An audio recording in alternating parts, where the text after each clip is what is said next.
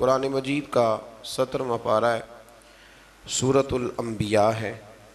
اللہ کریم نے پہلی آیت میں ارشاد فرمایا کہ اقترب للناس حسابہم، فرمایا لوگوں کے حساب کا وقت قریب آ گیا، وہم فی غفلۃ معرضون،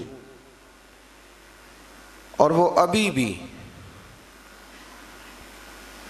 بھی غافل ہو کر منہ پھیر رہے ہیں، غفلت میں منہ پھیر کے پھر رہے ہیں، حالانکہ اقترب للناس حسابہم، ان کے حساب کا وقت قریب آ گیا۔ جس کی عمر کل 70 سال ہے، اگر اس نے 35 سے اوپر گزار لی ہے تو پھر اس کے تو حساب کا وقت قریب آ ہی گیا ہے نا، لیکن ابھی بھی وہ غافل ہے، ابھی بھی دنیا داری کا مد و جزر ہے، ابھی بھی وہی اس کے کیف و سرور ہے۔ فرمایا غافل نہ بنو، جو دم غافل سو دم کافر، سانو مرشد اے ہو پڑھایا۔ دیکھیں نا، ایک آدمی مجبور ہوتا ہے اور ایک غافل ہوتا ہے، ان دونوں میں فرق ہے۔ ایک شخص کہتا ہے کہ رستے میں آتے ہوئے حادثہ پیش آ گیا تھا، خدا نہ خواستہ تو یہ مجبوری ہے، اور ایک یہ کہتا تھا کہ میں نا رستے میں کہیں کھڑا ہو گیا تھا، دھیان لگ گیا تھا، اس پر غصہ ہے۔ غفلت نہ ہونا چاہیے۔ حضرت سیدنا انس بن مالک رضی اللہ تعالی عنہ فرماتے ہیں، جب یہ آیت کریمہ نازل ہوئی تو میں مسجد سے باہر نکلا تو ایک صحابی اپنے مکان کی چھت بنا رہے تھے، تعمیر کر رہے تھے، اور چھت تک مکان پہنچ گیا تھا۔ میری طرف دیکھ کر فرمانے لگے کوئی نئی آیت نہیں نازل ہوئی؟ تو میں نے کہا ہاں، آیت تو حضور نے پڑھ کے سنائی ہے، اقترب للناس حسابہم، لوگوں کے حساب کا وقت قریب آ گیا، وہم فی غفلۃ معرضون، اور وہ ابھی بھی اعراض کر رہے ہیں، منہ پھیر رہے ہیں اپنی غفلت میں۔ فرماتے ہیں جب میں نے انہیں یہ آیت سنائی نا، تھوڑی دیر کے لیے وہ خاموش ہو گئے، چپ کر گئے، پھر وہ نیچے اترے، انہوں نے ہاتھ جھاڑے اور مسجد نبوی کی طرف بڑھ گئے۔ تو میں نے کہا کہاں جا رہے ہو، مکان نہیں بنانا؟ تو فرمانے لگے تمہیں نے تو کہا ہے کہ حساب کا وقت آ گیا ہے، ابھی تو تم نے آیت سنائی ہے، تو اب میں مکان بناتا رہوں؟ اب تیاری کرتے اللہ کی بارگاہ میں حاضر ہونے، اب تیاری کرتے۔ ایک بات ہمارے بزرگ فرمایا کرتے تھے، وہ کہتے تھے لوگ نوکری سے بھی ریٹائر ہو جاتے ہیں، گھر کے کام کاج سے بھی ریٹائر ہو جاتے ہیں، ایک وقت ایسا آتا ہے کہ من پسند کھانوں سے بھی بندہ ریٹائر ہو جاتا ہے، معدہ ہی برداشت نہیں کرتا، کھا ہی نہیں سکتا۔ فرمایا کرتے تھے دعا کرو اللہ ہمیں گناہوں سے ریٹائر ہونے کی توفیق عطا کرے، وہ اصل چیز ہے، اس سے بھی ہم ریٹائر ہو جائیں۔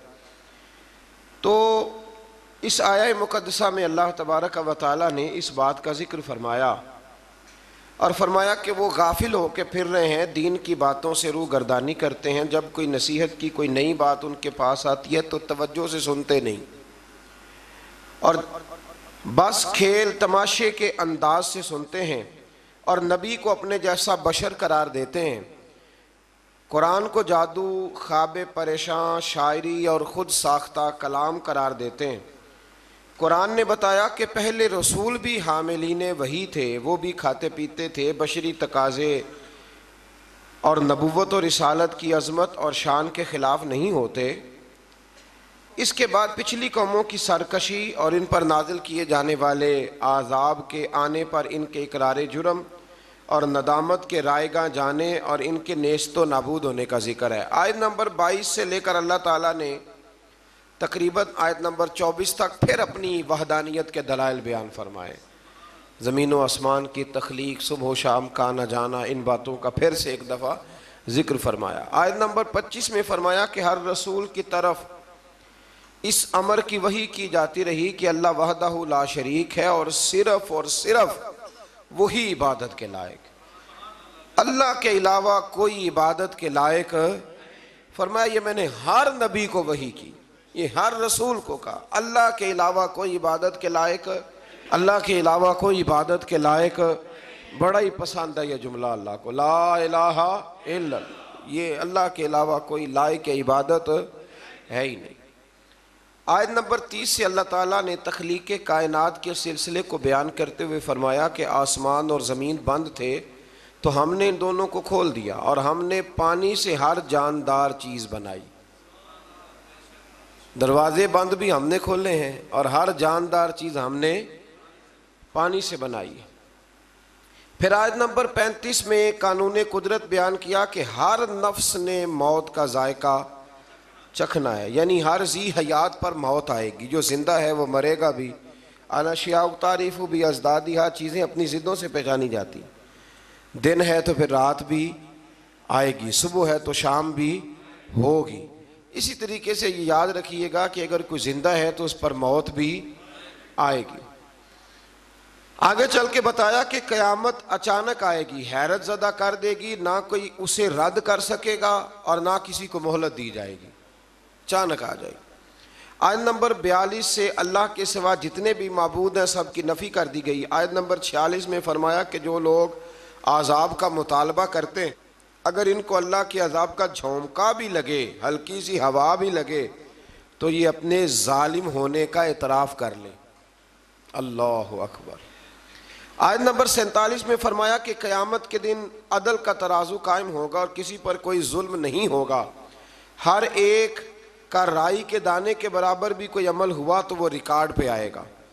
آیت نمبر 51 سے ایک بار پھر ابراہیم علیہ السلام کا ذکر ہے کہ وہ اپنے چچا اور قوم کو بت پرستی پر ملامت کرتے رہے اور کہتے رہے کہ اللہ کی قسم تمہارے پیٹھ کے پھیرنے کے بعد، جانے کے بعد تو میں تمہارے بتوں کے ساتھ خفیہ تدبیر کروں گا. تدبیر بڑی شاندار کی حضرت ابراہیم نے. جب قوم ساری میلے پہ چلی گئی نا تو آپ نے کلاڑا لیا اور چھوٹے سارے بت کاٹ دیے. ایک ہوتا ہے محبوب سے محبت کرنا اور ایک ہوتا ہے محبوب کے دشمن سے نفرت کرنا. یہ بھی بڑا ہی ضروری ہے. اللہ اکبر. یہ بھی جب بدر کی جنگ ہوئی نا تو اب رشتہ دار ایک دوسرے کے آمنے سامنے تھے. حضرت ابو عبیدہ بن جراح ان کے والد آئے تھے مقابلے میں بیٹے کے، رشتہ دار آمنے سامنے تھے. تو وہاں ایک جملہ ہے تاریخی جو حضرت عمر فاروق نے فرمایا، ایک تاریخی جملہ ہے. یہ محبوب کے دشمن سے عداوت رکھنا. اعلیٰ حضرت فرماتے ہیں دشمن احمد پہ شدت کیجیے، ملحدوں سے کیا مروت کیجیے، اور شرک ٹھہرے جس میں تعظیم حبیب، اس برے مذہب پہ لعنت کیجیے. ہماری بھائی زمین ہی کوئی نہیں تو کسی کا رٹا کیا ہوگا، جائیداد ہی نہیں تو جھگڑا کیا ہے. جھگڑا تو صرف اتنا ہی ہے کہ محبوب کے بارے میں کچی بات نہ کرو، کمزور بات میں. اتنی سی بات ہے. وہ کسی نے کہا تھا سیاست دے جھگڑے اساں چھوڑ دیتے تے دولت دے جھگڑے اساں چھوڑ دیتے، محبت دا جھگڑا ہے چھڑا کوئی نہیں سکتا. یہ محبت دا جھگڑا ہے، اینو چھڑا کوئی نہیں سکتا. تو حضرت عمر فاروق نے بڑا تاریخی جملہ کہا، فرمانے لگے یا رسول اللہ صلی اللہ علیہ وسلم یہ لوگ ایک دوسرے کے رشتہ دار آمنے سامنے ہیں تو پریشانی ہو رہی ہے، حضور آپ حکم کریں. میرا ماموں بھی آیا ہے یہاں لڑنے کے لیے تو آپ مجھے حکم دیں، میں ماموں کی گردن لے کے آتا ہوں. آپ ہمیں حکم دیں، خود ہم اپنے رشتہ داروں کو ہاتھوں سے قتل کریں گے، اس لیے کہ ہمارے نزدیک رشتہ وہی ہے جو محمد عربی کی محبت والا رشتہ ہے.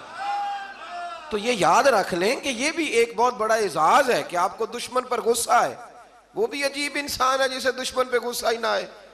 اللہ نے قرآن میں کہا، میں سورہ توبہ میں آپ کو سنا آیا ہوں کہ فرمایا محبوب یہ منافق تیرے بے ادب ہیں، تو اگر 70 بار بھی کہے گا تو میں پھر بھی ان کو معاف نہیں کروں گا. اللہ سے بڑا تو رحم کرنے والا کوئی نہیں نا، اللہ سے بڑا تو کوئی نہیں نا. تو اگر رب کچھ لوگوں پہ جلال کرتا ہے تو یہاں بہت سارے لوگوں کو زیادہ انسانیت نظر آنے لگ جاتی. وہ کہتے ہیں جی انسان ہے. او خدا کے بندے، انسان وہ ہوتا ہے جو رسول اللہ کا ادب کرتا ہے صلی اللہ ہو. تو حضرت ابراہیم کو بڑا ہی غصہ تھا. یار آپ تھوڑا سمجھیں، یہ ایک ایسا پہلو ہے جس کی بڑی ضرورت ہے یہاں، آپ غور فرمائیں.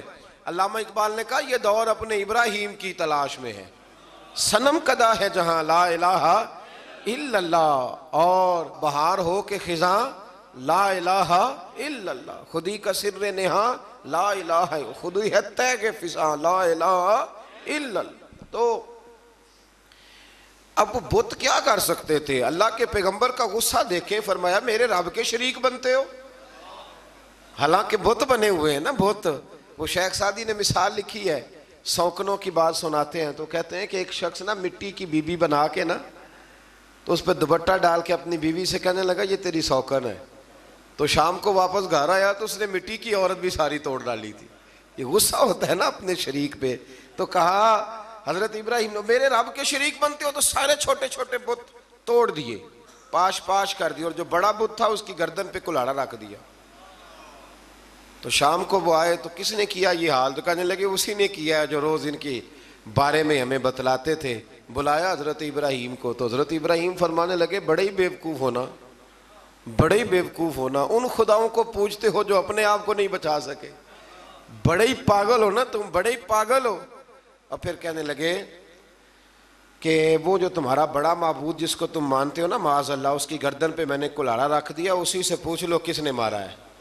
تو وہ کہنے لگے بت تو نہیں نا بولتے. تو فرمانے لگے آؤ پھر میرے رب کا کلمہ پڑھو, جو بولتا ہے تو پھر قرآن کی آیتیں ارشاد فرما دیتا ہے. اب کافر کا یہ حال ہے کہ دلیل سے لوگ عاجز آ جاتے ہیں تو لڑائی کرتے ہیں. انہوں نے کیا کیا؟ انہوں نے کہا پکڑو اسے آگ میں ڈال دو. آگ جلائی, اور اس کی وسعت اتنی زیادہ تھی کہ اوپر سے کوئی پرندہ بھی گزرتا تھا نا تو وہ بھی نیچے گر جاتا تھا جل کے. میلوں تک آگ جلائی. کس کے لیے؟ ایک بندے کے لیے. اس لیے کہ نمرود کو پتا تھا بندہ تو ایک ہے پر اس کے پیچھے طاقتیں خدائی ہیں. اور آگ میں ڈالا حضرت ابراہیم کو. اے آگ ابراہیم پہ ٹھنڈی بھی ہو جا اور سلامتی والی بھی ہو جا. یہاں مفسرین نے لکھا ہے اگر خالی ٹھنڈی ہونے کا کہا جاتا تو زیادہ ٹھنڈی ہو جاتی. تو اللہ نے فرمایا زیادہ ٹھنڈی نہ ہونا, سلامتی والی ٹھنڈی ہونا, جس ٹھنڈک کو برداشت کیا جا سکے. تو ان کے تو معبود بھی اپنے آپ کو معاذ اللہ نہ بچا سکے, اور جناب ابراہیم کے رب نے انہیں بچا لیا. پھر نمرود کلمہ پڑھ گیا تھا, حضرت ابراہیم آگ سے نکل آئے نا, پڑھ گیا تھا کلمہ, ختم اللہ علی قلوبہم.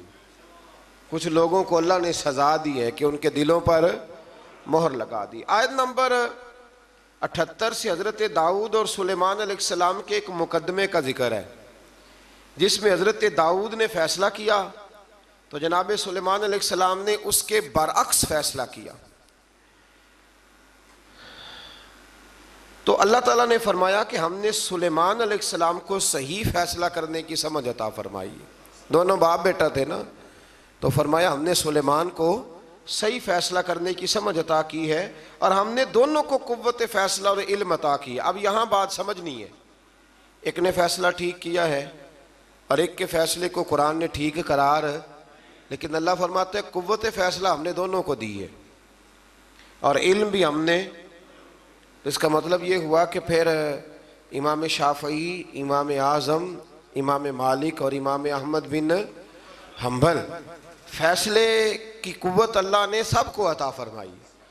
کسی نے کوئی فیصلہ کر دیا اور کسی نے کوئی فیصلہ کر دیا, تو یہ اجتہادی معاملات ہیں. جو جس کے پیچھے بھی چلے گا اللہ اسے رائے ہدایت ہی عطا فرمائے گا. تو اس سے یہ بات بھی معلوم ہوئی کہ ایک عدالت اگر فیصلہ کرے تو دوسری میں نظر ثانی کے لیے مقدمہ لے جانے کی اجازت ہے. یہ بھی اس سے ایک بات ثابت ہوتی ہے. اس کے بعد اللہ تعالیٰ نے داؤد علیہ السلام کے معجزات کا ذکر فرمایا ہے, یعنی پہاڑوں کا ان کے تابع ہونا, پہاڑوں اور پرندوں کا ان کے ساتھ مل کے تسبیح پڑھنا, اور جنگ سے حفاظت کے لیے ان کا زرہ بنانا. اسی طرح ہوا کو سلیمان کے تابع کرنا علیہ السلام, اور جو ان کے حکم سے ان کے تخت کو ہوا میں اڑا کر لے جاتی تھی, اور جنات کو ان کے تابع کرنا, وہ ان کے حکم سے کام کرتے تھے. جنات بھی, جن بھی تابع ہوتے ہیں اللہ کے نبیوں کے. جب نبی پاک طائف سے واپس آئے تھے تو حضور پریشان تھے, تو جنوں کی جماعت نے آ کے کلمہ پڑھا. کہا یا رسول اللہ اگر وقتی طور پر انسان نہیں مانتے تو ہم تو حاضر ہیں نا, ہمیں کلمہ پڑھا دیں. جن رسول اللہ کے غلام بنے. تو حضرت سلیمان کا تخت بھی ہوا میں اڑتا تھا. کبھی کسی زمانے میں لوگ اس پر اعتراض کرتے تھے کیسے اڑ سکتا ہے, جب سے جہاز اڑنے لگ گیا ہے نا اب سائنسدانوں نے اس پہ اعتراض کرنا چھوڑ دیا ہے. باقی بھی ساری چیزوں پہ چھوڑ جائیں گے آہستہ آہستہ. پھر اس کے بعد اللہ تبارک و تعالیٰ نے حضرت ایوب علیہ السلام کا ذکر فرمایا ہے. اللہ نے انہیں بیٹے دیے, مال دیا, اولاد دی, پھر اللہ نے آزمائش میں ڈالا.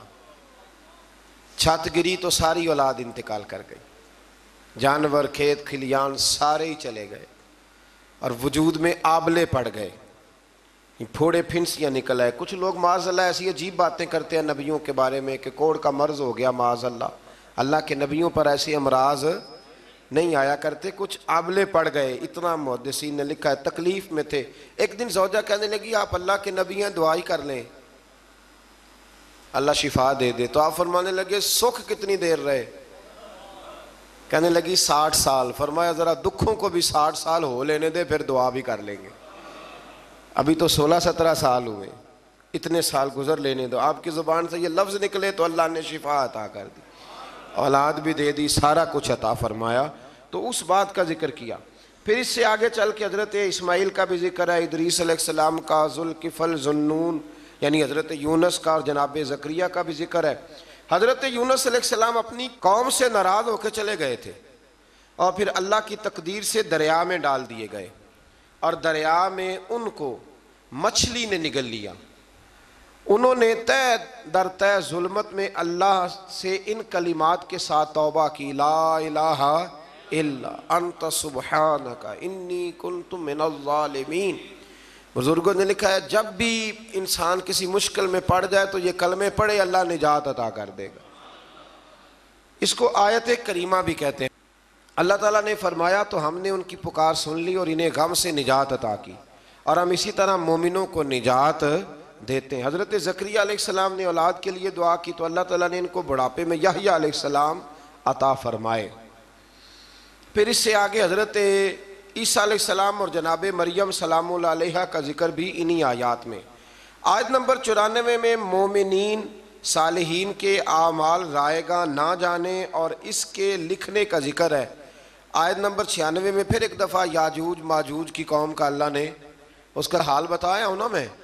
آیت نمبر 98 سے مشرکین اور ان کے معبودوں کا جہنم کا ایندھن بننے کا بیان ہے, اور یہ کہ اگر یہ الہ ہوتے تو جہنم میں کیوں داخل ہوتے. جس کے لیے اللہ تعالیٰ بھلائی کو مقدر فرما دے وہی جہنم سے دور ہوگا, اور ان کے لیے ہر قسم کی نعمتیں ہوں گی, اور ان کے لیے قیامت کے دن گھبراہٹ سے نجات ہے, اور فرشتے قیامت میں ان کا استقبال کریں گے. اللہ اکبر. سورۃ الانبیاء کی آخری رکوع میں آیت نمبر 107 میں اللہ تبارک و تعالیٰ نے اپنے حبیب کریم صلی اللہ تعالیٰ علیہ وسلم کو ایک بے مثل اور بے مثال اعزاز سے نوازا, اور ارشاد فرمایا وَمَا أَرْسَلْنَاكَ إِلَّا رَحْمَةً لِلْعَالَمِينَ. فرمایا محبوب جس کو میں نے اپنا مخلوق بنایا ہے, خلق فرمایا ہے, ان سب کی طرف آپ کو رحمت بنا کے بھیجا ہے. اللہ اکبر. اسی صورت کی آیت نمبر 108 میں اللہ تعالیٰ نے صالح بندوں کو زمین کی حکومت دینے کا زبور میں کیے گئے وعدے کا بھی ذکر فرمایا. پھر آگے شروع ہو جاتی ہے سورۃ الحج.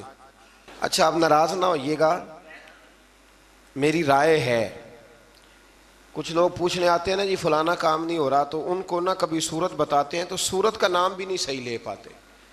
میرا خیال ہے کہ لوگوں کو قرآن مجید کی ساری سورتوں کے نام بھی نہیں آتے, یہ میرا خیال ہے, غلط بھی ہو سکتا ہے. تو سورتوں کے نام تو کم از کم یاد ہونے چاہیے نا. ایک صاحب کو میں نے کہا کہ سورہ ممتحنہ پڑھا کریں, تو کہنے لگے یہ تو میں نے آپ سے سنا ہے. تو یہ تو درست نہیں ہے نا جی, کہ ہمیں وہ چیزیں جن کا دروازے کا نام ہی نہ آئے گا تو اندر کیسے داخل ہوگی. اتنا تو ہونا چاہیے کہ نہیں ہونا چاہیے.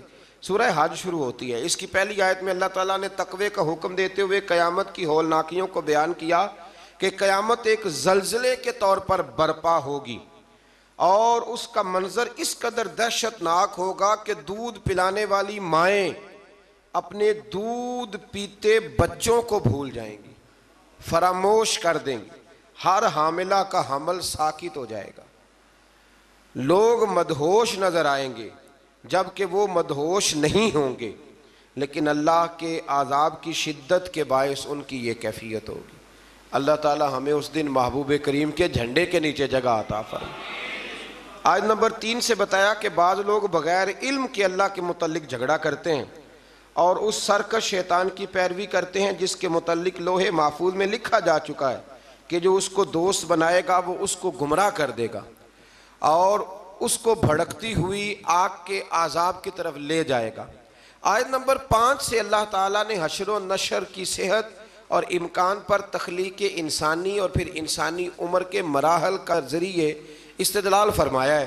آیت نمبر 9 میں عذرائے تکبر, جو لوگ تکبر کے طور پر اپنی گردن موڑنے والے شخص کا ذکر کرتے ہوئے فرمایا کہ یہ اللہ کی راہ سے گمراہ کرنے والا ہے, اس باعث اس کے لیے دنیا میں ذلت ہے اور قیامت کے دن جلانے والا عذاب ہے, اور یہ اس کی ان بد اعمالیوں کی سزا ہے جو اس نے آگے بھیجی. بے شک اللہ بندوں پر ظلم کرنے والا نہیں ہے۔ نبی پاک علیہ السلام نے فرمایا جو دنیا میں تکبر کرتے ہیں قیامت کے دن اللہ انہیں چیونٹیوں کی شکل میں مسخ کر دے گا۔ اللہ تعالیٰ عاجزی کی توفیق عطا فرمائے۔ آیت نمبر 11 سے ان لوگوں کا ذکر کیا کہ جن کا مقصود دنیاوی مفادات ہیں، اگر انہیں کوئی بھلائی مل جائے تو وہ دین پر مطمئن ہو جاتے ہیں، اور اگر کوئی آزمائش آ جائے تو منہ کے بل پلٹ جاتے ہیں۔ ایسوں نے ایسے ہی دنیا اور آخرت کا نقصان سمیٹا، ایسے لوگ ان کی عبادت کرتے ہیں جو نہ انہیں نقصان پہنچا سکتے ہیں اور نہ ہی نفع دے سکتے ہیں، یہ دور کی گمراہی ہے۔ پھر آیت نمبر 17 میں فرمایا کہ دنیا میں بظاہر اہل ایمان، یہود، صابی، عیسائی، آتش پرست اور شرک کرنے والے ملے جلے سے ہیں، اللہ قیامت کے دن ان سب کے درمیان فیصلہ فرمائے گا، بے شک اللہ ہر چیز پر نگہبان ہے۔ آیت نمبر 18 میں بتایا کہ جو کچھ آسمانوں اور زمینوں میں ہے، سورج، چاند، ستارے، پہاڑ، درخت، چوپائے، اور بہت سے انسان اللہ ہی کے لیے سجدہ کرتے ہیں، اور بہت سے وہ بھی ہیں جن پر عذاب مقدر ہو چکا، اور جس کو اللہ ذلیل کرے گا تو اسے پھر کوئی عزت دینے والا نہیں ہے۔ بس یہ دعا کریں اللہ پردہ پوشی عطا فرمائے، اور اللہ جو عزت دے تو اپنی بارگاہ ناز سے دائمی عزت عطا فرمائے۔ آیت نمبر 19 سے مومنین اور کفار ہر دو فریق کا ذکر ہے، کفار کے لیے دردناک عذاب اور مومنین کے لیے اخروی نجات اور نعمتوں کا ذکر ہے۔ آیت نمبر 25 سے فرمایا کہ جن لوگوں نے کفر کیا اور اللہ کے راستے سے اور اس مسجد حرام سے روکنے لگے جس کو ہم نے لوگوں کے لیے مساوی بنایا، خواہ وہ مقامی ہوں یا باہر سے آئیں، جو اس مسجد حرام میں ظلم کے ساتھ زیادتی کا ارادہ کرے گا ہم اس کو دردناک عذاب چکھائیں گے۔ اگر اللہ تعالیٰ کسی گروہ کو وہاں حکومت دے دو تو اس کو یہ حق نہیں پہنچتا کہ وہ دوسروں کو ذلیل کرے، یہ اللہ نے قرآن میں بیان کر دی۔ فرمایا جو مسجد حرام میں کسی کے ساتھ ظلم اور زیادتی کرے گا اللہ اسے دردناک عذاب دے گا۔ ہم یہاں بیٹھ کے کم سے کم بات کرتے ہیں، آپ کو پتہ ہے معتدل بات کرتے ہیں، ہماری خواہش نہیں ہوتی، ہم اپنی بات کرتے ہیں، کسی کو چھیڑتے نہیں، لیکن کیا وہاں بیٹھے لوگوں کا بھی تو یہ حق بنتا ہے کہ نہیں بنتا کہ وہ بھی کوئی اختلافی بات نہ کریں؟ یا اگر کوئی بات کرنی ہے تو پہلے پوچھ لیں، لیکن اگر وہ ہمارے بزرگوں کے نام اس طرح لے کے توہین ہو، توہین یعنی نام لیتے وقت وہ توہین کے لب و لہجے کو اختیار کریں تو یہ ظلم ہے، یہ زیادتی ہے، یہ ایک جبر ہے۔ یعنی باقی امیر ملکوں کے لوگ اگر گروپوں کی شکل میں آئیں تو وہ ٹھیک ہے، لیکن اگر غریب ملک کے 4-5 لوگ کٹھے آ جائیں تو وہ کٹھے رہ سکتے، یہ ظلم ہے، یہ زیادتی ہے۔ اللہ تبارک و تعالیٰ صبح قیامت اس کا حساب لے گا، رب کریم نے قرآن میں بیان فرما دیا ہے۔ اللہ تعالیٰ سمجھنے کی توفیق عطا فرمائے۔ جب آپ کسی قوم سے اس کے بارے میں پوچھیں گے، مطلب آپ نے منشور پوچھنا ہے پاکستان کا، الحمدللہ سارے مزدور قابل عزت ہیں، تو منشور آپ ریڈی والے سے پوچھیں گے کہ بتائیں پاکستان کی تحریک جب چل رہی تھی تو منشور دستور کیا تھا؟ اس کو پتہ ہے بیچارے کو کیا، اس کو تو روزی روٹی تو فرصت نہیں۔ تو آپ اس شعبے کے بندے سے بات کریں۔ آپ نے جب اہل سنت کا عقیدہ پوچھنا ہے تو آپ کسی جاہل کو پکڑ کے پوچھیں گے، کسی ان پڑھ بندے کو پوچھیں گے؟ ایک جاہل آدمی کو کھڑا کر لیا جاتا ہے، اس سے پوچھتے ہیں جی فلانی فلانی بات بتا، تو وہ بیچارہ کیا بتائے گا؟ اگر آپ میں اخلاقی جرت ہے تو پھر آپ اس طرح کریں کہ جو کسی مذہب کے نمائندے ہیں ان کے سامنے آ کے بات کریں اور ان سے آپ دلائل لیں اور نظریہ پوچھیں۔ دیکھیں نا، ایک صاحب نے مجھ سے سوال کیا کہ آپ کہتے ہیں نبی پاک ہر جگہ موجود ہے، میں نے کہا تمہیں کس بیوقوف نے کہا ہے؟ ہم تو یہ نہیں کہتے، ہم تو کہتے ہیں حضور اپنے مزار میں حیات ظاہری میں ہیں اور ساری دنیا کو اس طرح دیکھتے ہیں جس طرح اپنے ہاتھ کی ہتھیلی کو دیکھتے ہیں، اور جہاں چاہتے ہیں حضور تشریف لے جاتے ہیں۔ یہ ہم نے کب کہا ہے کہ اپنے وجود کے ساتھ نبی پاک ہر جگہ حاضر و ناظر ہے؟ اتنا بڑا جھوٹ لوگ بولتے ہیں۔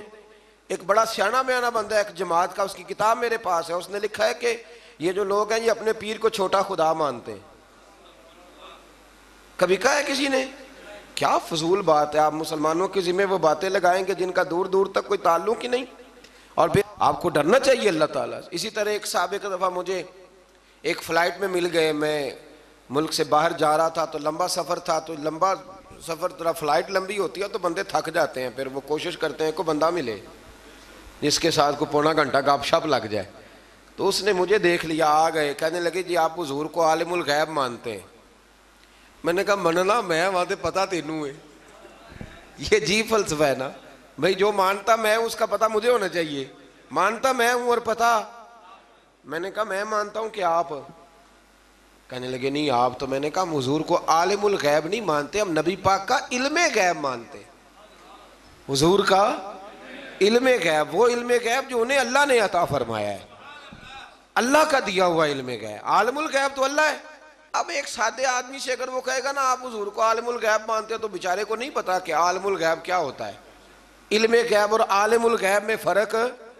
تو وہ بیچارہ کہہ دے گا کہ بھئی ہاں ہم مانتے ہیں. اب وہ ان پڑھ ہے، اس کو اس بات کی خبر نہیں ہے. وہ اگر تھوڑا سا جانتا ہوتا تو فوراً آپ کی بات کو پکڑتا، کہتا نا نا یہ ہمارا عقیدہ ہی نہیں، یہ ہمارا نظریہ نہیں ہے. تو اس لیے سمجھ لیں. اسی طرح سے ایک بیان کاٹ کے لے آیا جی فلاں عالم نے کہا ہے کہ اللہ کے سوا کوئی مددگار نہیں. تو میں نے کہا بالکل ٹھیک ہے، اللہ کے سوا کوئی مددگار، اللہ کے سوا کوئی مددگار. تو جو جنگ بدر میں دین کے مددگار بنے تھے، جو جنگ احد میں دین کے مددگار بنے تھے، وہ کیا تھا؟ وہ اللہ کی مدد تھی، اللہ نے بندوں کے ذریعے کرائی تھی. اسی طرح کی اللہ کی مدد ہوتی ہے. تو یہ جتنے غریب ہیں الحمدللہ مسلمان بڑی سخاوت کرتے ہیں، رمضان میں دیتے ہیں نا غریبوں کو. تو مدد کون کر رہا ہے ان کی؟ تو وہ تو سیٹھ کو دعا دے کے چلے گئے، تو چودھری کو دعا. تو اس لیے سمجھ لیں اتنا لمبا نہیں ہے کہ جتنا لوگوں نے بنا دیا ہے. بہرحال اللہ تعالیٰ سمجھنے کی توفیق عطا فرمائے. تو اس سے آگے تھوڑا سا بڑھتے ہیں. تو اللہ تبارک و تعالیٰ نے آیت نمبر 27 سے حضرت ابراہیم علیہ السلام کو حکم دیا کہ لوگوں میں بلند آواز سے حج کا اعلان کر دیں. وہ آپ کے پاس دور دراز رستوں سے پیدل اور ہر دبلے اونٹ پر سوار ہو کے آئیں گے. حضرت ابراہیم نے ایک پتھر پر کھڑے ہو کے ندا کی، اللہ اکبر، اے لوگو اللہ نے تمہارے اوپر حج فرض کر دیا. اللہ تعالیٰ نے یہ ندا ان سب کو سنا دی جو ابھی مردوں کی پشتوں میں اور عورتوں کے رحموں میں تھے، اور ان سب نے اس ندا کا جواب دیا جو اللہ کے علم میں ہے. قیامت تک حج کرنے والے تھے، ان سب نے ماؤں کے پیٹوں سے بھی کہا لبیک، باپوں کی پشتوں میں بھی کہا. اور بعض نے لکھا ہے جتنی دفعہ کسی نے لبیک کہا اتنا ہی حج کرنے جائے گا. پتہ نہیں اب ہم نے کتنی دفعہ کہا ہے. دعا فرمائے اللہ زیادہ ہی توفیق عطا فرمائے، زیادہ اللہ موقع. آپ اخلاص کے ساتھ آواز دیں. میں کہا کرتا ہوں ہمارے ذمہ اذان پڑھنا ہے، گن پوائنٹ پہ لوگوں کو نمازی بنانا ہماری ذمہ داری. حضرت ابراہیم نے اس وقت آواز دی، حضرت ابراہیم نے بغیر لاؤڈ سپیکر کے آواز دی، تو رب نے ماؤں کے رحموں میں بھی آواز پہنچا دی. میں بڑا آدمی تو نہیں ہوں، چھوٹا ہوں، اور بڑا چھوٹا ہوں، اور یہ بات صرف آپ لوگوں کے سامنے نہیں کہتا، میں محسوس کرتا ہوں، میں اس کا قائل ہوں. مجھے پتہ ہے آپ میں سے جتنے لوگ ہیں اللہ کے فضل سے میں باوضو بیٹھا ہوں، میں کسی ایک بندے سے بھی اپنے آپ کو افضل نہیں سمجھتا. میں اپنے آپ کو چھوٹا جانتا ہوں. مجھے خبر ہے اللہ تبارک و تعالیٰ معاف فرمانے والا ہے. تو میں کسی شخص میں سے بھی، آپ میں سے ایسا شخص جو ظاہراً مجھ سے عمل میں بھی کمزور نظر آتا ہے، لیکن میں جب اپنی طبیعت سے پوچھتا ہوں تو افضل جانتا ہوں. لیکن ہم نے چھوٹی سی مسجد میں بیٹھ کے دین کی بات شروع کی. کبھی کبھی نا دنیا کے آخری کونے سے بھی لوگ ہمیں فون کر لیتے ہیں، یعنی ایسے ایسے ملک کا نام لیتے ہیں کہ جو میں نے کبھی سنا بھی نہیں ہوتا. ایسے ایسے ملک کا نام لیتے ہیں. میں برطانیہ میں گیا تو مجھے آپ یقین کریں کچھ لوگ میرے گلے مل کے اس طرح روئے کہ جیسے بچھڑے ہوئے ہیں صدیوں سے مجھ سے. تو وہ کہنے لگے ہم تو خواب دیکھ رہے ہیں، آپ سامنے آ گئے. تو میرے ذہن میں یہی آیات آ رہی تھی کہ بندہ آواز دیتا ہے اور اس کو پہنچاتا میرا رب بھی ہے. بندہ کمزور ہے، وہ آواز دیتا ہے تو پہنچانا اللہ تبارک و تعالیٰ کے ذمہ کرم پہ ہے. اللہ تبارک و تعالیٰ اخلاص کی توفیق دے اور ریاکاری سے محفوظ فرمائے.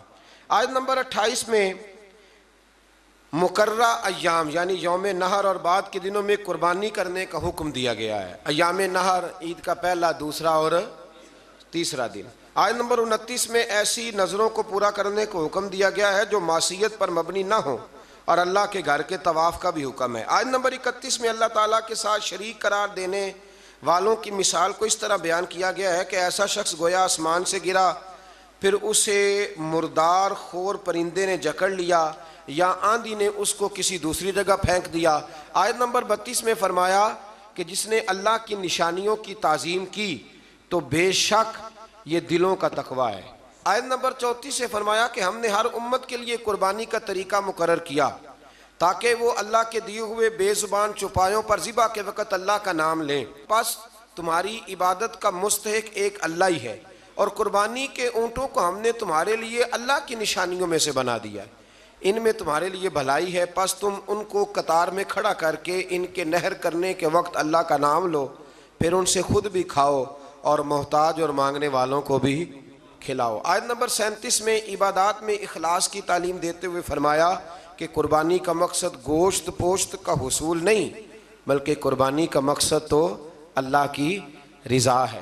آیت نمبر 39 میں مظلوم مہاجر مسلمانوں سے نصرت کا وعدہ کر کے اپنے دفاع میں لڑنے کی اجازت کا بیان ہے۔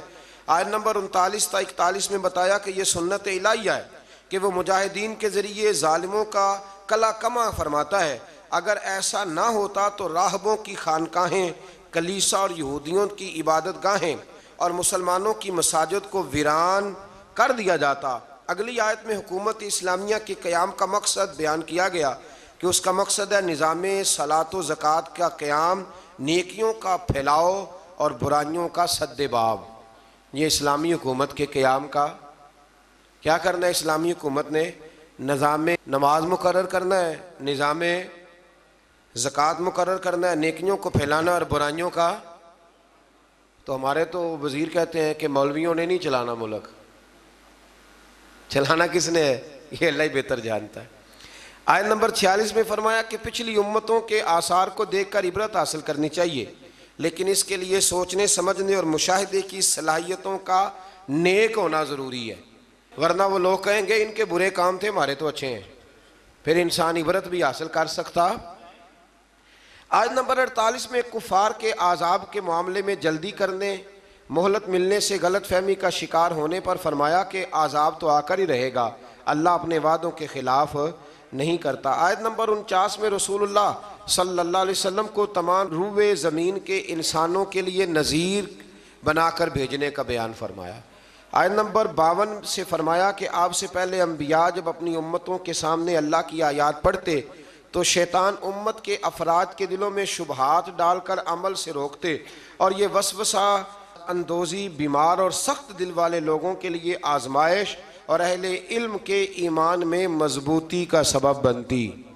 فرمایا جب شیطان وسوسہ دیتا ہے نا تو الجھتے وہ لوگ ہیں، پریشانی ان لوگوں کو ہوتی ہے جن کے دلوں میں پہلے سے شبہات ہوتے ہیں، اور جن کے دلوں میں شبہات نہیں نہ ہوتے، شیطان جب وسوسہ دیتا ہے تو ان کا یقین اور مضبوط ہو جاتا ہے۔ یہ سمجھنے کی بات ہے، ہم گنجائش دیتے ہیں تو شیطان اندر داخل ہوتا ہے، دروازے کی کنڈی لگا کے رکھیں گے تو چور اندر وہ نہیں اندر آئے گا۔ آیت نمبر 61 سے نظام گردش لیل و نہار، بارش کے نزول اور اس کے نتیجے میں سبزے کے اگنے کو اللہ نے اپنی قدرت کی نشانیوں قرار دیا۔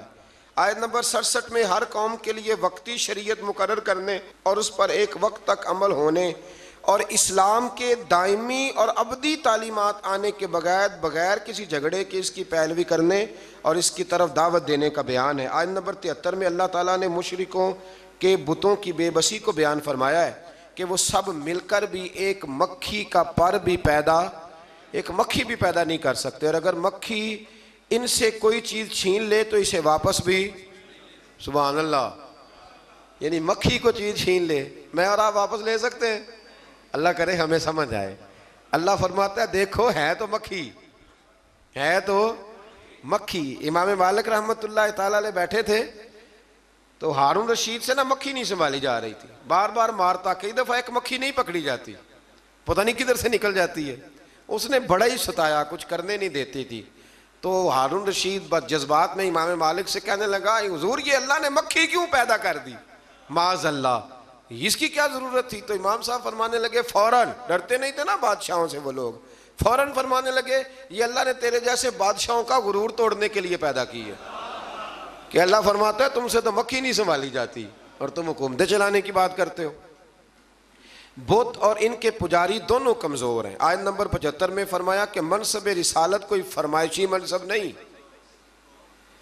اللہ تعالیٰ خود رسولوں کو منتخب فرماتا ہے اور وہ سب کچھ جانتا ہے۔ آیت نمبر 77 میں ہمہ وقت بندگی کا حکم دیا گیا۔ اس پارے کی آخری آیت میں دین کی سربلندی کے لیے سر توڑ کوششیں کرنے دین کے معاملے میں تنگی نہ ہونے، ملت ابراہیم کی پیروی کرنے، اور آخر میں نماز قائم کرنے، زکوٰۃ ادا کرنے، اللہ تعالیٰ کے دامن رحمت کو مضبوطی سے پکڑنے کا بیان فرمایا۔ اللہ تعالیٰ کی مدد ان چیزوں سے وابستہ ہے۔ آج ایک سپارہ اور بیان کرنا ہے۔ اللہ تعالیٰ توفیق عطا فرمائے، اللہ تعالیٰ ہمت عطا فرمائے، آپ سب کو اللہ بڑی برکتیں عطا فرمائے۔ سورۃ المومنون سے یہ پارہ شروع ہوتا ہے۔ سورۃ المومنون کی جو ابتدائی 11 آیات ہے وہ تعلیمات اسلامی کی جامع آیات ہیں۔ ان میں فلاح یافتہ جو کامیاب ہونے والے ایماندار ہیں ان کی صفتیں بیان کی گئیں۔ فرمایا گیا کہ وہ نمازوں میں خشوع خضوع کرتے ہیں، ہر قسم کی بیہودہ باتوں سے لا تعلقی، زکوٰۃ کی ادائیگی، اپنی پاک دامنی کی حفاظت، امانت اور عہد کی پاسداری اور نمازوں کی پابندی۔ آخر میں فرمایا گیا کہ ان صفات کے جو حامل اہل ایمان ہیں وہ ہمیشہ جنت میں رہیں گے۔ آیت نمبر 13 سے انسانی تخلیق کے مدارج کو بیان کیا گیا۔ پہلے نطفہ، پھر اس کے بعد جمع ہوا خون، پھر گوشت کا لوتھڑا، پھر گوشت اور ہڈیوں پر مشتمل جسم کی تشکیل۔ اس کے بعد فرمایا یہی خالق و مالک موت کے بعد آخرت میں دوبارہ زندہ کر دے گا۔ جو ماں کے پیٹ میں صورتیں بناتا ہے نا، قبر سے بھی دوبارہ زندہ کر لے گا۔ پھر آیت نمبر 27 سے ایک بار پھر حضرت نوح علیہ السلام کے کشتی بنانے کا ذکر ہے۔ آیت نمبر 33 سے بیان ہوا کہ ہود کی قوم کے کفار، منکرین آخرت اور خوشحال لوگوں نے نبی پر طنز کرتے ہوئے کہا کہ یہ تو ہم جیسے بشر ہیں۔ اللہ تعالیٰ نے پھر ان کی ہلاکت کا بیان فرمایا، اور پھر اللہ تعالیٰ نے حضرت موسیٰ اور ہارون کی بعثت کا بھی ذکر کیا، اور قوم موسیٰ کی سرکشی جو پچھلے پاروں میں گزر گئی اس کا بھی یہاں اللہ نے دوبارہ ذکر فرمایا۔ آیت نمبر 52 سے دین اسلام کے ایک ہی دین ہونے، فرقہ بازوں کا اسلام کی وحدت کو پارا کرنے، اور ان کے جو امیر لوگ ہیں ان کے خوش فہمی میں مبتلا ہونے کا بیان بھی فرمایا گیا۔ آیت نمبر 56 سے فرمایا کہ وہ اہل ایمان جن کے دلوں میں خشیت الہی ہے، جو شرک نہیں کرتے، جو اللہ کی راہ میں عاجزی کے ساتھ خرچ کرتے، اور جنہیں قیامت پر ایمان ہے، وہی لوگ نیکیوں میں جلدی کرتے ہیں اور سبقت کرتے ہیں۔ آیت نمبر 64 میں کفار کی پکڑ اور اس پر ان کے چلانے کا بیان ہے۔ اس کا سبب یہ ہے کہ یہ اللہ تعالیٰ کی آیات سے روگردانی کرتے، تکبر اختیار کر کے قرآن کو افسانہ کہہ کے بکواس کرتے تھے۔ آیت نمبر 78 سے اللہ تعالیٰ کی نعمتوں کا ذکر ہے کہ اس نے انسان کو سننے کے لیے کان، دیکھنے کے لیے آنکھیں، سمجھنے کے لیے دل عطا کیا۔ گردش لیل و نہار، زندگی اور موت اسی کے قبضہ و قدرت میں۔ آیت نمبر 85 سے اللہ تعالیٰ نے استفہامی انداز میں بیان کیا کہ اگر ان منکرین آخرت سے پوچھا جائے کہ زمین اور ان کے خزانوں کا مالک کون ہے، 7 آسمانوں عرش عظیم کا مالک اللہ، ہر چیز کی بادشاہت کس کے قبضے میں ہے؟ اللہ کے، جس کے مقابل کوئی نہیں، وہ کون ہے؟ اللہ۔ تو ہر سوال کے جواب میں کہیں گے اللہ۔ تو پھر آپ ان سے پوچھئے کہ کیا تم سحر زدہ ہو، تم پر جادو ہو گیا؟ پھر اس مالک و ملک پر ایمان کیوں نہیں لاتے؟ اس کے احکام کو تسلیم کیوں نہیں کرتے؟ آیت نمبر 91 سے بیان ہوا کہ اللہ کی کوئی اولاد نہیں، اس کے سوا کوئی عبادت کا مستحق نہیں ہے۔ اگر ایسا ہوتا کہ ایک سے زیادہ خدا ہوتے تو ہر ایک اپنے لشکروں کو لے کر دوسرے پر غلبہ پانے کی کوشش کرتا، حالانکہ اللہ وحدہ لا شریک کے اقتدار کو چیلنج کرنے والا کوئی نہیں۔ اللہ اکبر۔ سورت کے آخر میں بیان فرمایا کہ انسان کو بے مقصد پیدا نہیں کیا اور اللہ کی بارگاہ میں آخری جواب دہی کے لیے لوٹ کر جانا ہے۔ آیت نمبر 96 میں برائی کو اچھائی سے دفع کرنے کا بیان ہے۔ اس کے بعد اپنے حبیب مکرم صلی اللہ علیہ وسلم کے ذریعے اللہ تعالیٰ کے بندوں کو ہر قسم کے شیطان کے شر سے پناہ دینے کا طریقہ تعلیم فرمایا۔ آیت نمبر 99 سے کفار کی موت کے وقت کی ندامت اور ان کے دنیا میں واپس جا کر نیک عمل کرنے جیسی ناممکنہ باتوں کی تمنا کرنے کا بیان بھی ہے۔ آیت نمبر 101 سے قیامت کے دن تمام رشتوں کے ختم ہونے اور اعمال کے سبب نجات ہونے کا ذکر ہے۔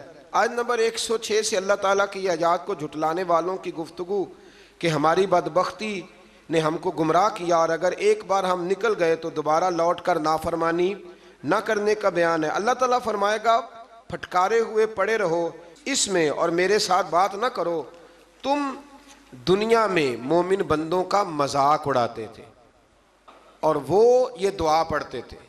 کافر مذاق اڑاتے تھے اور مومن کہتے ربنا آمنا، اے اللہ ہم تجھ پر ایمان لائے، فاغفر لنا ذنوبنا، ہمارے گناہوں کو بخش دے، ورحمنا، اور ہم پر رحم فرما، وانت خیر الراحمین، تو سب سے بڑھ کر رحم کرنے والا ہے.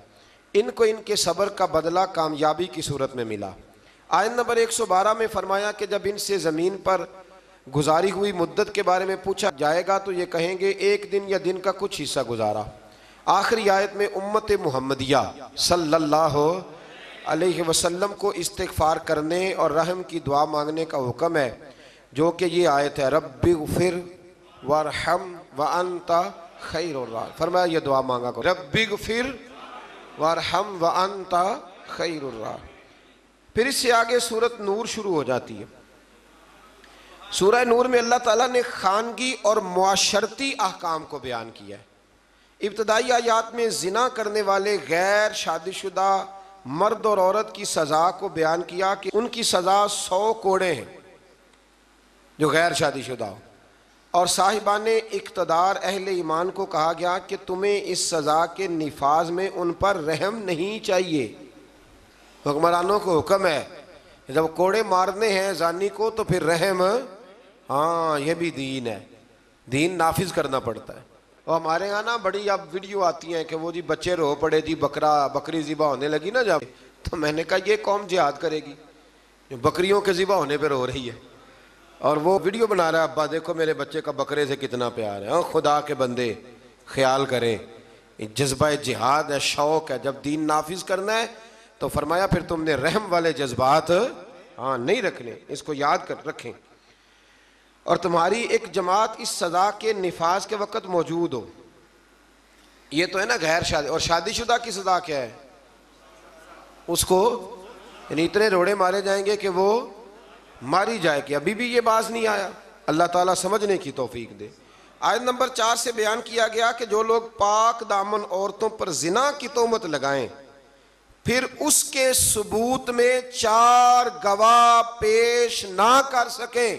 سنو اللہ کا قرآن، ایسے ہی بیٹھ کے کہہ دیتے ہیں فلاں بی بی ایسی ہے تو فلاں بی بی ایسی ہے. شرم نہیں آتی بہو بیٹیوں کے بارے میں معاذ اللہ لوگ باتیں کرتے ہیں؟ غور کریں قرآن کیا کہتا ہے. فرمایا جو لوگ پاک دامن عورتوں پر زنا کی تہمت لگائیں پھر اس کے ثبوت میں 4 گواہ پیش نہ کر سکیں تو تم ان کو 80 کوڑے مارو، ان کو 80 کوڑے مارو اور ان کی شہادت کو بھی قبول نہ کرو. اور یہی لوگ فاسق ہیں، اعلانیہ نافرمان ہے اللہ، سوائے ان لوگوں کے جو اس کے بعد اللہ تعالیٰ سے توبہ کریں اور اپنی اصلاح بھی کر لیں. یہ قرآن نے کہا توبہ بھی کریں. اور یہاں تو بھائی کوئی پتہ ہی نہیں چلتا، جس کے بارے میں مرضی لوگ معاذ اللہ بری بات کہنی شروع کر دیتے. آیت نمبر 6 میں یہ ضابطہ بیان فرمایا گیا کہ اگر کوئی شخص اپنی بیوی کو زنا کی تہمت لگائے اور اس کے ثبوت میں 4 گواہ پیش نہ کر سکے اور اس کی بیوی اس تہمت کا انکار کرے تو فریقین ایک دوسرے پر لیان کریں. شوہر 4 مرتبہ اللہ کی قسم کھا کے یہ کہے کہ بے شک وہ ضرور سچوں میں سے، اور 5ویں بار یہ کہے کہ اگر وہ جھوٹوں میں سے ہو تو اس پر اللہ کی لعنت. یہ اس کو کرنا پڑے گا. ایسے نہیں کسی پر معاذ اللہ لوگوں نے طلاق دینی ہوتی ہے تو الزام لگا کے نکال دیتے ہیں، ڈر نہیں آتا اللہ تعالیٰ سے. اور عورت سے حد زنا اس طرح دور ہو سکتی ہے کہ وہ 4 مرتبہ اللہ کی قسم کھا کے کہے کہ اس کا خامن یقیناً جھوٹوں میں سے ہے، اور 5ویں بار کہے کہ اس کا خامن سچوں میں سے ہو تو اس عورت پر اللہ کا غضب نازل ہو. آیت نمبر 11 اور 16 میں ایسا مضمون ہے کہ جو بیان کرتے وقت کلیجہ منہ کو آتا ہے. گھبرایا نہ کریں جب لوگ آپ کے بارے میں میرے بارے میں کوئی بات کریں. کوئی بھی مسلمان جب اس کے خلاف کوئی بات کرے تو گھبرائے نہ. سورہ نور 18واں پارہ آیت نمبر 11 سے 16 میں حضرت عائشہ صدیقہ پر جب منافقین نے الزام لگایا، اللہ اکبر، منافقین نے الزام لگایا، اس کا ذکر ہے. یارو حضرت عائشہ پر، مومنوں کی ماں پر منافقین نے الزام لگا دیا، اور میرے رسول کریم علیہ السلام کی آنکھیں آنسوؤں سے تار ہو گئیں. ابو بکر صدیق نے گھر سے نکلنا چھوڑ دیا. حضرت عائشہ اتنی بیمار ہوئی کہ بستر سے اٹھ نہیں سکتی. او لوگو، اتنی فنکاری کہ رسول اللہ کے گھر تک دنیا پہنچ گئی. مولا علی شیر خدا آئے, عرض کرنے لگے سونیا فکر نہ کریں, جو رب آپ کے وجود پر مکھی نہیں بیٹھنے دیتا وہ ناپاک عورت آپ کے بستر پہ آنے دیتا ہے. یہ کیا بات ہوئی؟ صحابہ کرام تڑپ اٹھے, یارو یہ رنگ بھی ہے. میں کہتا ہوں یہ مضمون بیان نہیں ہو سکتا. میں نے کہا تھا مخلوق تو فنکار ہے اس درجہ کے پل بھر میں, سنگے در کعبہ سے بھی اسنام تراشے, تم کون ہو کیا چیز ہے داغے کبابی, لوگوں نے تو مریم پہ بھی الزام تراش. لوگ باز آتے ہیں. پھر حضرت عمر فاروق اٹھے اور کہا ھذا بہتان عظیم, یہ چھوٹا الزام نہیں, یہ بڑا الزام ہے. تو اللہ نے پھر اسی طرح سورہ نور کی آیت نمبر 11 سے 16 میں حضرت عائشہ صدیقہ پر, اللہ مومنوں کی ماں کو ہم سے راضی فرمائے. بڑا درجہ ہے اس پاک عورت کا, بڑا مرتبہ. ساری جوانی رسول اللہ کے دین کے نام کر دی, بڑی خدمت کری, بڑی نوکری کری, بڑا کام کیا. حضرت مجدد الفسانی رحمت اللہ علیہ فرماتے ہیں جب میں حضور کے لیے سال ثواب کرتا نا, وہ چیز پکاتا ختم شریف, تو میں حضور کے اہل بیت کو صحابہ کئیوں کے نام لیتا, کئیوں کے نہ لیتا, سب کے لیے بھی نہیں جاتے. کہتے ہیں میں کئیوں کے نام لیتا لیکن کوئی معاذ اللہ بغض دعوت نہیں. ویسے میرے منہ سے نا حضرت عائشہ کا نام کبھی نکلا ہی نہیں, نہ میں نے لیا. تو کہتے ایک دن مجھے رسول کریم کی زیارت ہوئی تو حضور نے فرمایا تو میری عائشہ کا نام ہی نہیں لیتا, تجھے پتہ نہیں میں روٹی عائشہ کے گھر کھاتا ہوں اور تم وہاں سال ثواب ہی نہیں کرتا. وہ میرے لیے کھانے پکاتی ہے, میں اس کے گھر کھانا کھاتا ہوں. اور یہ وہ میرے محبوب کی پیاری زوجہ ہے کہ حضور نے فرمایا عائشہ میرے نکاح میں آنے سے پہلے حضرت جبریل نے مجھے تیرا نقشہ دکھایا تھا, گویا تیری فوٹو دکھائی تھی, اور فرمایا عائشہ جب تو مجھ سے راضی ہوتی ہے تب بھی مجھے پتہ چل جاتا, اور جب تو ناراض ہوتی ہے تو تب بھی پتہ چل جاتا. حضرت عائشہ کہنے لگی حضور میرے ماں باپ قربان ہو, آج بتائیں تو صحیح آپ کو کیسے پتہ چلتا ہے؟ تو حضور فرمانے لگے جب تو مجھ سے راضی ہوتی ہے نا تو کہتی ہے مجھے رب محمد کی قسم, اور جب تو ناراض ہوتی ہے تو کہتی ہے مجھے رب ابراہیم کی قسم. فرمایا رب ابراہیم کا بھی ہے, لیکن جب تو میرے نام سے رب کریم کو پکارتی ہے تو لگتا ہے آج تو بڑی راضی ہے.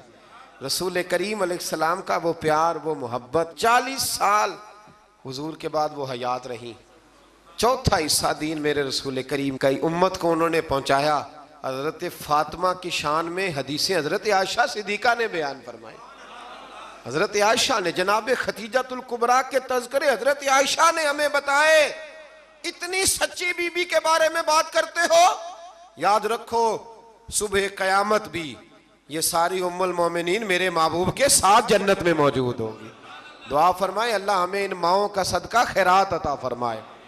تو آیت نمبر 11 سے 16 میں حضرت عائشہ صدیقہ پر جو منافقین نے تہمت لگائی اس کی جانب اشارہ فرمایا, اور ان چیزوں کا سد باب کیا جو معاشرے کے بگاڑ کا باعث ہو سکتی ہیں. جن منافقین نے یہ تہمت لگائی تھی ان کا پردہ فاش کیا. جو مسلمان منافقین کے بجھائے ہوئے حسین جال میں پھنس گئے تھے ان پر عتاب فرمایا اور ان کو تنبیہ کی وہ آئندہ ہوشیار رہیں اور منافقین کے کہنے پر نہ آئے. منافق مسلمانوں کی عزت و ناموس کو برباد کرنے کے در پہ, اس لیے مسلمانوں کے لیے جائز نہیں کہ وہ سنی سنائی بات کو آگے بڑھا دیں, بلکہ مومن مردوں اور مومن عورتوں کو اپنوں کے متعلق, یہ اللہ فرماتا ہے, اپنوں کے متعلق نیک گمان کرنا چاہیے.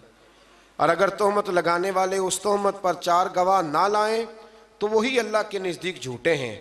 اور اگر دنیا اور آخرت میں تم پر اللہ کا فضل اور اس کی رحمت نہ ہوتی تو تم نے جس تہمت کا چرچا کیا تھا اس کی وجہ سے تمہیں بہت بڑا عذاب پہنچتا.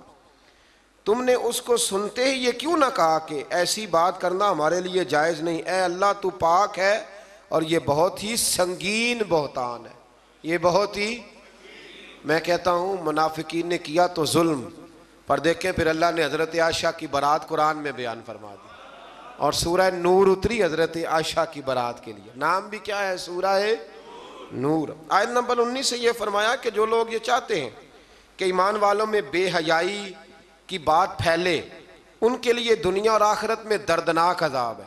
آیت نمبر 21 سے فرمایا کہ اے ایمان والو شیطان کے قدم بقدم نہ چلو, کیونکہ جو شخص شیطان کے قدم بقدم چلے گا تو بے شک شیطان بے حیائی اور برائی کے کاموں پہ ابھارتا ہے. آیت نمبر 22 میں رشتہ داروں اور مسکینوں کی دل آزاری کے سبب ان پر خرچ کرنے سے ہاتھ نہ روکنے، معاف کرنے اور درگزر کرنے کا بیان ہے۔ یہ بھی سمجھنے والی آیت ہے۔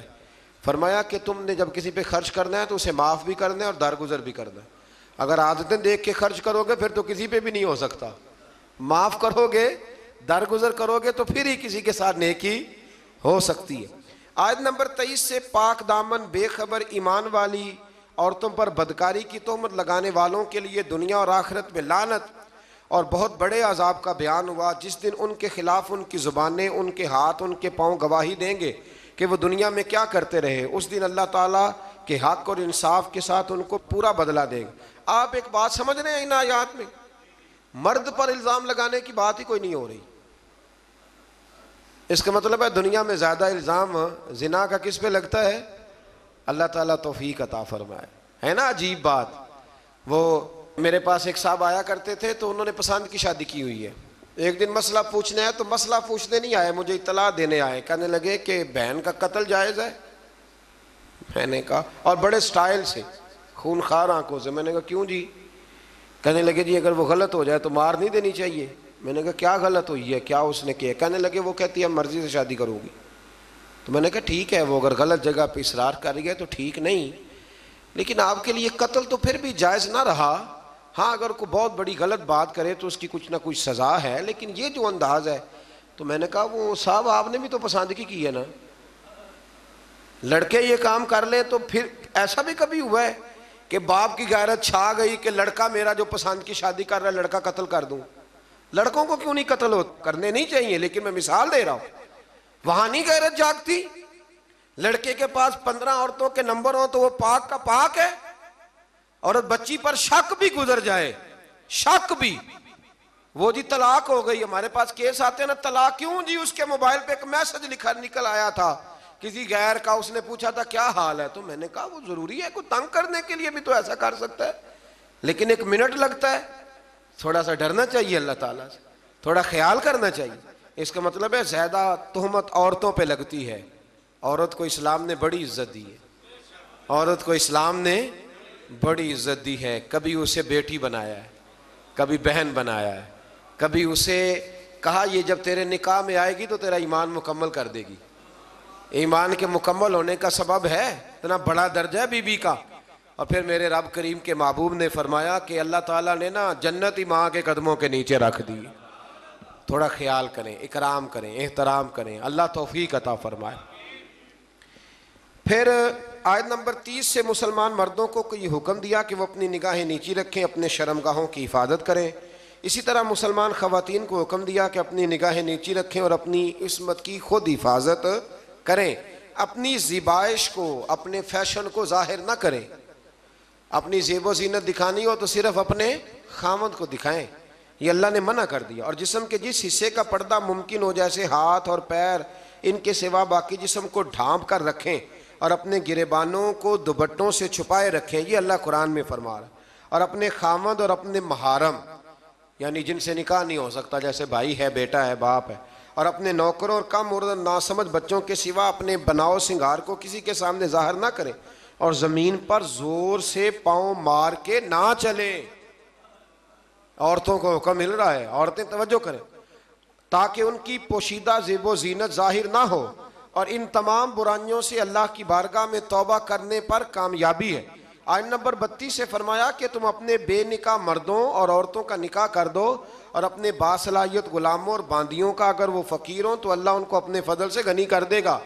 جو لوگ نکاح کی گنجائش نہیں رکھتے وہ اپنی عفت اور پاکیزگی برقرار رکھیں، حتیٰ کہ اللہ تعالیٰ انہیں اپنے فضل سے غنی کر دے۔ اللہ تو فرما رہا ہے نکاح کر دو غنی ہو جاؤ گے۔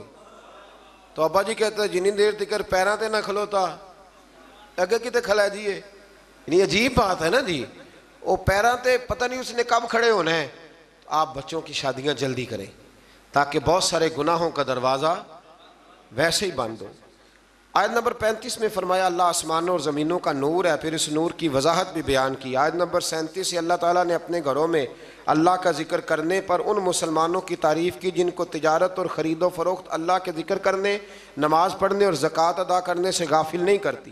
وہ اس دن سے ڈرتے ہیں جس میں دل اور آنکھیں الٹ پلٹ ہو جائیں گی۔ اللہ نے تعریف کی ہے، فرمایا کاروبار بھی پورا کرتے ہیں، میری عبادت بھی صحیح کرتے ہیں، زکوٰۃ بھی وقت پہ دیتے ہیں. ہم یہ کہتے ہیں کہ نہیں سارا کچھ چھوڑیں گے تو عبادت ہوگی. اللہ نے تعریف کی، فرمایا ڈیوٹیاں بھی کرتے ہیں اور رب رب بھی. آیت نمبر 39 میں کافروں کے اعمال کی مثال کو اس طرح بیان کیا گیا کہ وہ زمین میں چمکتی ہوئی اس ریت کی طرح ہے جس کو پیاسا دور سے پانی گمان کرتا ہے. ریت دور سے دیکھے نا چمکتی تو کیا لگتی ہے؟ اسی طرح کافروں کے اعمال ہے، حتیٰ کہ وہ جب اس کے قریب پہنچتا ہے تو کچھ نہیں پاتا، اور وہ اللہ کو اپنے قریب پاتا ہے جو اس کا پورا حساب چکا دیتا ہے. ان کے اعمال کا گہرے سمندر کی تاریکیوں کی مثل ہے جن کو تہ در تہ موج ڈھانپے ہوئے ہے. اس کی بعض تاریکیاں بعض سے زیادہ ہیں، جب کوئی اپنا ہاتھ نکالے تو اس کو دیکھ نہ سکے. جس کے لیے اللہ نور نہ بنائے اس کے لیے کوئی نور نہیں ہے. آیت نمبر 51 پہ آتے ہیں. فرمایا جو لوگ اللہ اور اس کے رسول کی اطاعت کرتے ہیں اور اللہ سے ڈرتے ہیں اور اس کی نافرمانی سے بچتے رہتے ہیں تو وہی لوگ کامیاب ہونے والے ہیں. اس آیت کے بارے میں حضرت عمر فرمایا کرتے تھے یہ جوامع الکلم آیت ہے، اور ایک رومی جو نیا نیا مسلمان ہوا تھا اپنے ایمان لانے کا سبب اسی آیت کا تمام کتب مقدسہ کی تعلیمات اور احکام کا جامع ہونا بیان فرمایا گیا. یہ ایک آیت کہ جو لوگ اللہ اور اس کے رسول کی اطاعت کرتے ہیں، اللہ سے ڈرتے ہیں اور نافرمانی سے بچتے ہیں، اللہ سے ڈرتے ہیں اور نافرمانی سے بچتے ہیں، یہ لوگ کامیاب ہیں. آیت نمبر 53 میں فرمایا کہ منافقین اللہ کی خوب پکی قسمیں کھا کے کہتے ہیں کہ وہ جہاد کے لیے ضرور نکلیں. بڑی پکی قسم کھاتے ہیں، ہم جہاد کے لیے ضرور جائیں گے. آپ کہیں گے کہ زیادہ قسمیں نہ کھاؤ، تمہاری اطاعت کی حقیقت ہمیں معلوم ہے. آپ کہہ دیں حبیب ان سے کہ نہ کھاؤ زیادہ قسمیں، ہمیں پتہ ہے تم نے کتنا جانا ہے. آیت نمبر 55 میں اہل ایمان کو یہ بشارت دی کہ اللہ تمہیں زمین میں ضرور خلافت عطا کرے گا اور ضرور بالضرور اس دین کو محکم اور مضبوط کر دے گا. تم نماز قائم کرو، زکوٰۃ ادا کرو اور اخلاص کے ساتھ رسول کریم علیہ السلام کی اطاعت پر ڈٹے رہو. اللہ تمہارے خوف اور پریشانی کو حالت امن اور سکون سے بدل دے گا. آیت نمبر 58 سے پردے کے احکام کی وضاحت فرمائی کہ تمہارے نوکروں اور نابالغ بچوں کے لیے بھی 3 اوقات میں اجازت حاصل کرنی ضروری ہے.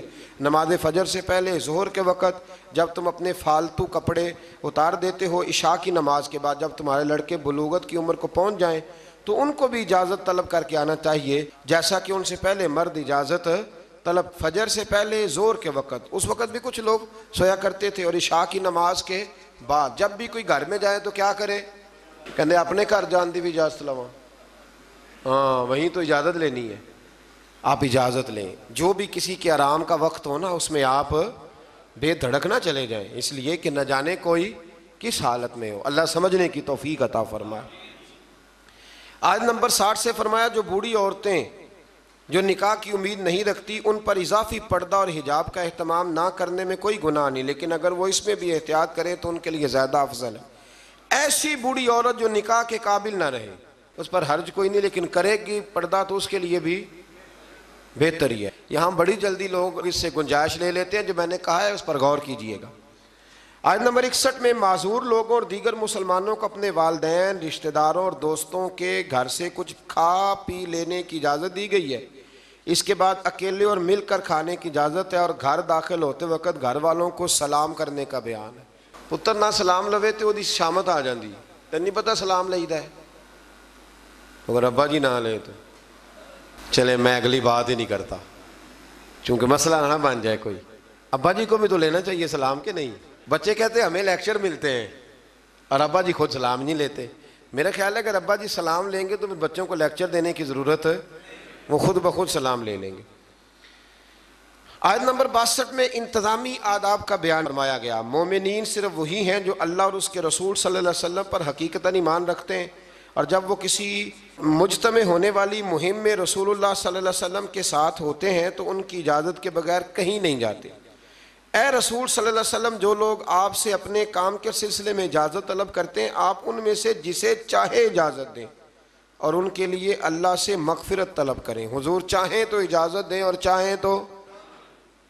آیت نمبر 63 میں بارگاہ رسالت کے آداب گفتگو اور انداز خطاب کا بیان ہے، اور نبی کریم علیہ السلام کی نافرمانی پر مرتب ہونے والے عذاب سے ڈرایا گیا ہے کہ تم رسول اللہ صلی اللہ علیہ وسلم کے بلانے کو ایسا قرار نہ دو جس طرح تم آپس میں ایک دوسرے کو بلاتے ہو.